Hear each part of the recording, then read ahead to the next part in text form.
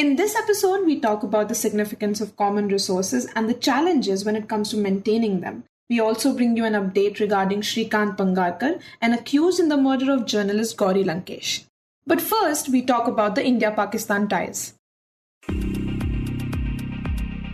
Hi, I'm Ichha Sharma, and you're listening to Three Things, the Indian Express news show.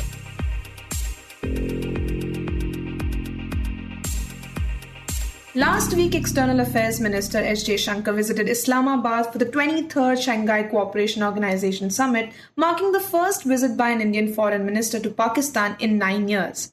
At the summit, Jaishankar raised key issues and challenges that the SCO must address while also discussing concerns related to India's neighboring countries, including China. In this segment, my colleague Niharika Nanda speaks with the Indian Express's diplomatic affairs editor Shubhajit Roy, who shares his observations from the SCO summit and details his conversation with the former Pakistani Prime Minister Nawaz Sharif. Shubhajit, to begin with, can you tell us a little bit about the Shanghai Cooperation Organization? Yeah, so this Shanghai Cooperation Organization, which is popularly referred to as SCO, it is a grouping in which China, Russia, and Central Asian countries are present. And now India, Pakistan, and Iran are also members. So this grouping is this non-Western grouping, which started between China, Russia, and Central Asia, because after China had settled its boundaries with a lot of these countries, it was a grouping where both these countries are trying to win over influence in these Central Asian countries. So Russia has been the original power in these Central Asian region, and China has been the new power which is trying to spread its influence. Later, India, Pakistan, Iran also have joined. And they joined in 2017, India and Pakistan. And ever since that, India has been attending the meetings regularly at the heads of state or heads of governments level. So in that context, this particular meeting and it's a rotating chair. So this time it was Pakistan's turn to host. So Pakistan hosted this particular meeting on 15th and 16th of October, and in which India also participated. Right. And as you mentioned, Pakistan and China, two of India's neighbors, are also a part of the SCO. So what were the expectations with which India attended the summit? Well, Pakistan and China both are India's neighbors, but also India has had a very tough, challenging relationship with both these countries. And the China-Pakistan relationship is always seen as a concern by Indian government, Indian establishment, because of historical reasons, because of their cooperation, against India. In fact, the China-Pakistan economic corridor goes through what India calls its own territory, which is the Pakistan-occupied Kashmir and Gilgit-Baltistan area, which India says essentially violates India's territorial integrity and sovereignty. So, but the thing is that, whenever India and Pakistan are part of a grouping, it adds an element of, will there be a bilateral rivalry or bilateral competition that will play out between the two countries in the meetings. But despite that, I think the foreign minister chose to go there and attend the meeting in Islamabad in itself was an important thing. Right. And during the summit, Foreign Minister S. Jaishankar highlighted certain challenges that the SCO should work on combating. Can you tell us what these challenges were? Yeah, so we saw External Affairs Minister Jaishankar. He essentially said that, if the relationship between the neighbors are not good, if there is a lack of trust or lack of goodwill, then we need to introspect and ask these questions. Why is it so? Essentially, it was, hinting at both Pakistan and China that, they should think of the fact that why there's a frostiness and hostility in the relationship. And for both the countries, the reasons are different. For China, it's the border situation, the border standoff that's been on since May 2020, and with Pakistan. And there's been this issue of cross-border terrorism that India says that, as originating from Pakistan with Pakistan's support. So that has been the challenge, which essentially he highlighted. He also said that, extremism, terrorism, and separatism are the three challenges that have been identified by the SCO grouping and not just India. And they need to fight against these issues And that is something the Indian government is keen on. Right. And this was the first time in 9 years that an Indian foreign minister was visiting Pakistan. Before this, late Foreign Minister Sushma Swaraj had visited Pakistan back in 2015. So, what does this visit signify? Well, firstly, the fact that the Indian foreign minister went to Pakistan after almost 9 years. Last visit took place in December 2015 when then External Affairs Minister Sushma Swaraj had visited Pakistan for the Heart of Asia meeting, and after which she had, announced the launch of the comprehensive bilateral dialogue. So there was a lot of hope and expectation in Pakistan, where I was there attending the SCO meeting and covering it, reporting from there, that, it was a important gesture that was seen by the Pakistanis about how the Indian government has chosen to send its foreign minister. He didn't join virtually. He could have easily done that. He could have sent an Indian diplomat based in Islamabad or an official from Delhi, but instead chose to represent India at the political level and at the level of the foreign minister. So, from that perspective, the visit itself was seen as a sort of an icebreaker. That's how many Pakistani officials they saw this particular visit. So, from that perspective, it was an important visit. Right. And Shubhajit, Foreign Minister S. Jaishankar also had a meeting with the leadership of Pakistan on the sidelines of the SCO summit. So, is that a glimmer of hope towards improved relations between the two countries? Well, what happened was when he went there first day on the 15th evening, there was a dinner at the Pakistan Prime Minister's residence, which was hosted by the Pakistan Prime Minister Shahbaz Sharif. And there we saw pictures of him shaking hands with the Pakistan Prime Minister and then exchanging pleasantries and few words. And after that, as we understand that, at the dinner, he also had a short 5 to 7 minute, 10-minute conversation with the Deputy Prime Minister as well as the Foreign Minister, Ishaq Dar. And, Ishaq Dar is an important player in the current Pakistan government. So, in that sense, when they had the short 5 to 7 meeting, it apparently led to the understanding that they should continue that corporate conversation. So the next day, on the 16th morning, the plenary session took place in which, as I said earlier, External Affairs Minister Jaishankar, he framed the issues of the day. And in the afternoon, there was a lunch again for the SCO leaders, all the leaders, all the ministers who were attending the SCO meeting. There, arrangements are made for the two ministers, Jaishankar and Ishaq Dar, to sit together, which was not apparently earlier as per the plan. So they sat together at the lunch, and now we know there are visuals of that particular conversation. We've seen some visuals in the Pakistan television, Pakistan media, that they both are seen chatting and all of that. So one of the things that we sort of heard when we were in Islamabad was that the two ministers discussed a possibility of resuming the cricket ties, the sports ties. And one of the earliest opportunities is the fact that if India can travel to Pakistan for a tournament in February next year, there's I think, a Champions Trophy, which is supposed to be played there in Pakistan. Nothing very concrete or specific, or none of the hot button issues, those were not touched because they were meeting at the SCO level at the multilateral format. So the bilateral issues didn't come up. Right. And you mentioned that Mohammad Ishaq Dar, the foreign minister and deputy prime minister of Pakistan, is an important player in the Pakistani government. Can you tell us why that is? He's not just the deputy PM and foreign minister, but he's also a relative of Nawaz Sharif, who was three-time Pakistan Prime Minister, and he's sort of seen as the patriarch of the Sharif family, and he's currently heading the Pakistan Muslim League, Nawaz, which is the leading party in the coalition government, heading the government. So his brother Shahbaz Sharif is the Pakistan Prime Minister, and his daughter is Maryam Nawaz Sharif, is the Chief Minister of Pakistan's Punjab. So essentially, Ishaq Dar enjoys that kind of privilege or power as the not just the deputy prime minister and the foreign minister, but also the fact that he's an associate, a relative of Sharif family. And Shubhajit, you also had the opportunity of meeting former Prime Minister of Pakistan, Nawaz Sharif.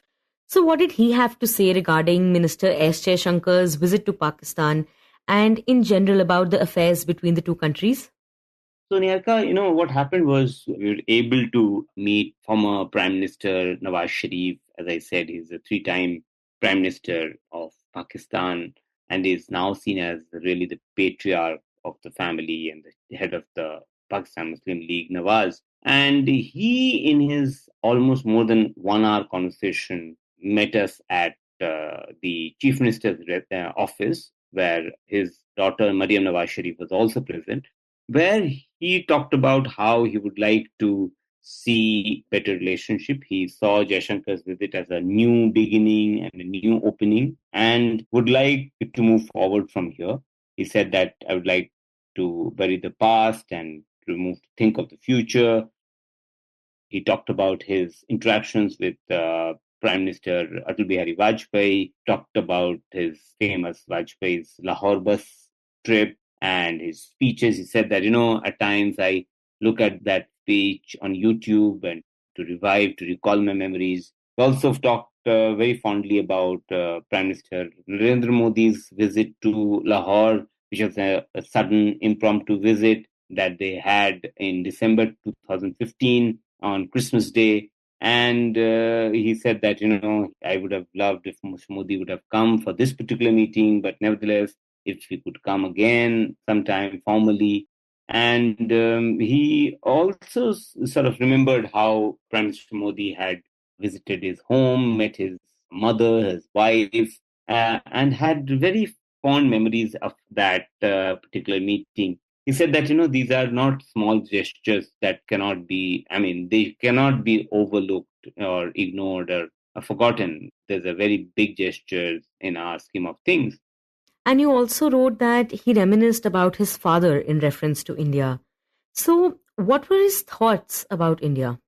He said, बातचीत होती रहनी चाहिए, इसी तरह बात आगे बढ़ती है. And he remembered his family connection with India. He said that, his father's passport had Amritsar as the place of birth. So he remembered that. And he also said that how he had visited his village, his home in India, which is now turned into a Gurdwara. His daughter, Mariam, also spoke about her family connection. She said that her grandfather was from there and how she visited only once to India and she would like to go back again, come to Punjab. And in fact, when she said, I would like to come to Punjab, Nawaz Sharif sort of interjected and said that why just Punjab? She will go to Himachal, to Haryana, to Delhi and other places as well. So, as this father figure, he was saying that you need to go and visit India.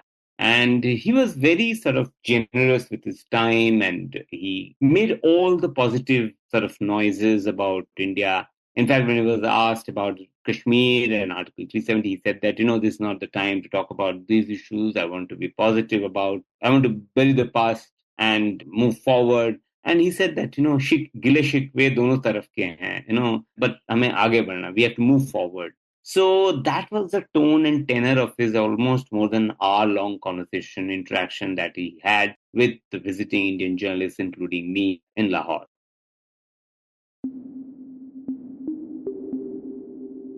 And next, we talk about a first-of-its-kind dialogue held in Delhi last month on the conservation, restoration and governance of common resources. The event brought together over 500 grassroots representatives to address the governance of shared resources such as forests, water bodies, and community lands. In this segment, the Indian Express's Amitabh Sinha joins us to talk about the significance of these common resources and the challenges involved in preserving and maintaining them. So, Amitabh, to better understand these initiatives, we first need to define what commons are. So, could you explain this concept to us? So anything that belongs to the community as a whole or to a group or a collective of people, that is sometimes referred to as commons. A very common example of commons is forests. forests that we talk of. But there are several other things that human beings own or sort of have, ownership of as a collective. One of the things can be grazing land for cattle, for example. No, that cannot be owned by a person in a village. Grazing lands is supposed to belong to all. Then in the urban landscape, you can talk about parks, for example, or village ponds. Again, this is something that everyone makes use of. So, how much of the country's area would you say falls under this category? So it depends on how you define commons and what you consider commons. So there are different estimates. By one estimate, which is very often cited, about nearly 1/4, that is 20-25% of India's land mass, can be considered commons. These are the areas that consist of, say, forests, rivers, lakes, pastures, wastelands, community parks, for example, then places of religious importance. So if you put all these together, one estimate is that nearly 1/4 of India's entire land mass would consist of commons. And in this context, there are also global commons. So in what way are they different from what we spoke about?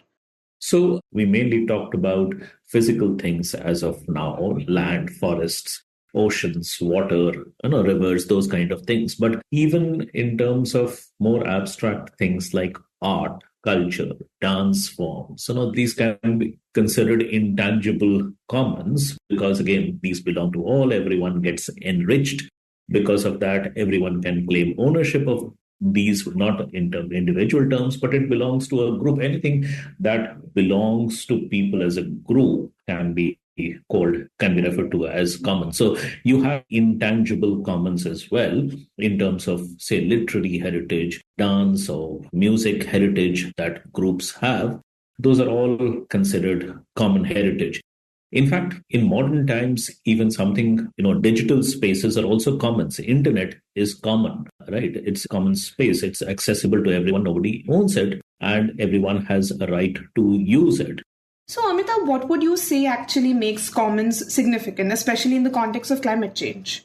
Right. So commons are a very important discussion in lots of different fields of study. They are very important in economics. They are very important in sociology. Even in terms of security studies, they are very important in climate change discussions, for example. And there's a whole lot of literature, whole discussion on commons. The reason being that these commons are, one, they provide very essential benefits without which groups or humanity as a whole might struggle to survive. So if you spoil these commons or overexploit it or monopolize these commons, even the survival of human beings can be threatened in some cases. In some cases, it might just affect, small groups, but in other cases, it might just threaten the survival of the humanity itself. Things like air pollution, for example, or climate change. The right to have clean atmosphere, the right to breathe clean air. So clean air is a commons. And if that is not available because of certain activities, because of, pollution that is caused, then people are being deprived of their right over clean air. So given the significance of these areas, are there any rules or regulations or ways in which these commons are governed? So there have been, different kinds of models that have evolved for managing these commons in different contexts. For example, there are international laws on management of oceans, for example, deep oceans. There is an international law for how space can be utilized. There is an international law on climate change, for example. Similarly, there are lots of different kinds. There are regional, national, and international, rules or governance mechanisms that are in place for governance of these common properties in different contexts. So things have evolved, and the thing is, still there is a lot of things that remain not very well governed, and therefore this whole discussion is about how to ensure that those things on which there is no consensus as to what is the effective governance mechanism, how to build consensus around those things. Not everything, every common property has effective governance mechanism. And the idea is to ensure that such governance mechanisms are extended to all sorts of common properties so that everything is, managed in a way that is beneficial for everyone. So, what would you say are some of the challenges that people face in maintaining these commons, especially because no one person is responsible for them? The traditional wisdom on this was that, people tend to protect their private property much better than community property. They're not too concerned about, community property. In fact, they guard or they protect their own property in much better than they do community property. And this is not very counterintuitive if you think of it. So we clean up our houses and put our garbage outside. It happens a lot of times. We manage our own house pretty well, but we don't care much about how our own colony. So a common resource eventually ends up being overexploited because there is no rule, there is nothing to debar one person to overexploit it. And that is how this term tragedy of the commons got coined and got very, very popular, I think, in the 1960s. And it suggested that because, the community itself was incapable of protecting it effectively or using it in a sustainable manner, therefore, some outside agencies or some corporate ownership or government ownership of that common property was probably the way to go to ensure that it is effectively managed. So what this sort of theory suggested was that instead of, community governing it on its own, it would be better for such kind of common resources that they are governed by a corporate or government entity, which is outside, so that they can manage and supervise it in a much better manner. Yeah, and you read that this was the mainstream theory about commons for a while until political scientist and economist Elinor Ostrom came along. Tell us what she found out through her research. So, she came up and she has this lifelong sort of work in this area, and she worked in different parts of the world, wherein she showed via various kinds of examples in different contexts in different countries that it is actually the opposite.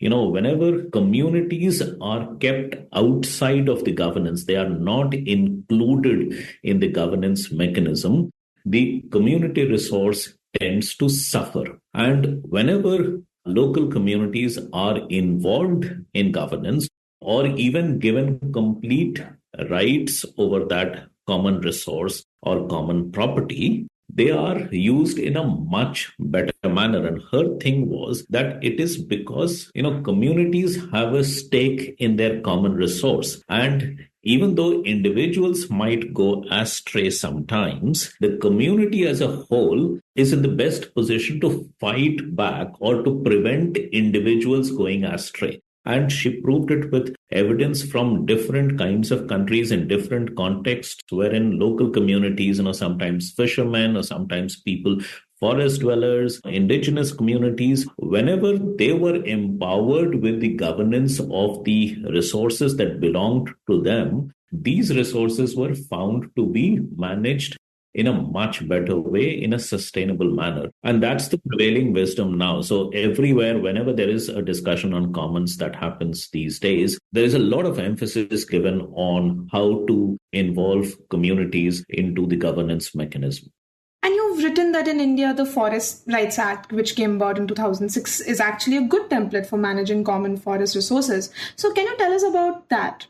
So prior to this law coming into force, the people living in forest areas, the forest dwellers, who were either living in these forest areas or who were dependent on their livelihoods for forest products, they did not have any rights over the land or the forests that they were so dependent on. So the Forest Rights Act, what it did was it gave them two things. One, it ensured that people who are living in the forest areas, they get ownership. One, private individual ownership over the land that they were living on. So they were given pattas or ownership deeds or titles over that land. So that law ensured that.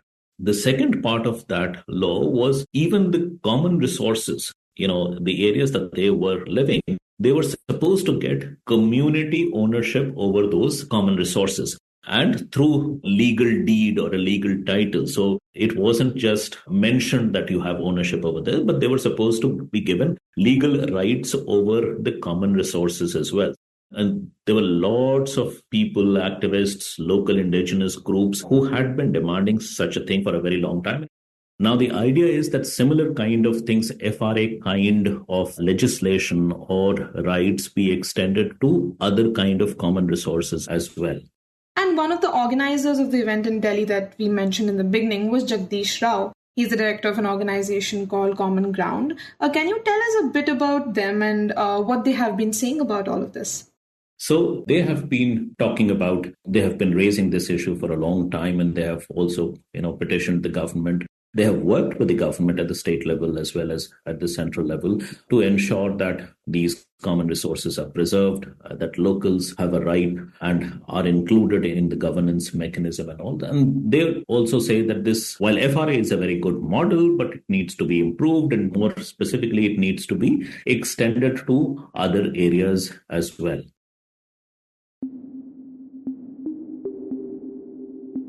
And in the end, we talk about Shrikant Pangarkar, who, as mentioned earlier, is accused in the murder of journalist Gauri Lankesh, who was shot dead outside her Bengaluru residence in 2017. Just 2 days after joining Maharashtra CM Eknath Shinde's Shiv Sena, Pangarkar was removed from the party on Sunday. Admitted by his political guru and former minister Arjun Kotkar, Pangarkar was appointed the party's poll campaign in charge for the Jalna Assembly seat. However, Shinde's order on Sunday declared that all district-level orders in Jalna were nullified. The son of BJP worker and former cooperator Jagannath, Pangarkar began his political career with the undivided Sena in 1996, rising through the ranks to become Shakha Pramukh and Vibhag Pramukh. He won his first civic election in 2001 from Jalna and repeated the feat 5 years later. In 2011, he resigned and joined the Hindu Janjagruti Samiti, a right-wing organization. Party insiders said his strong pro-Hindutva stance and influence in Jalna city may have helped the Sena consolidate votes. In the Lankesh case, Pangarkar has been accused of attending a training camp and arranging firearms. He is also an accused in the Nalasopara Arms Hall case, where the Maharashtra Anti-Terrorism Squad has charged him and 11 others with conspiring to disrupt the 2017 Sunburn Music Festival in Pune. He has denied all allegations, claiming he was implicated due to political rivalry. He is currently out on bail in both cases, with the bail in the Lankesh murder case granted last month. Speaking to the Indian Express by phone on Sunday, Pangarkar said, quote, "I was always with the Shiv Sena and I never quit Shiv Sena. In 2014 and later too, I was handling the same role which I have got now," unquote. You were listening to Three Things by the Indian Express. Today's show was edited and mixed by Suresh Pawar and produced by Niharika, Nanda and me, Ichha, Sharma. If you like the show, then do subscribe to us wherever you get your podcasts. You can also recommend the show to someone you think will like it. Share with a friend or someone in your family. It's the best way for people to get to know about us. You can also tweet us at Express Audio and write to us at podcast@indianexpress.com.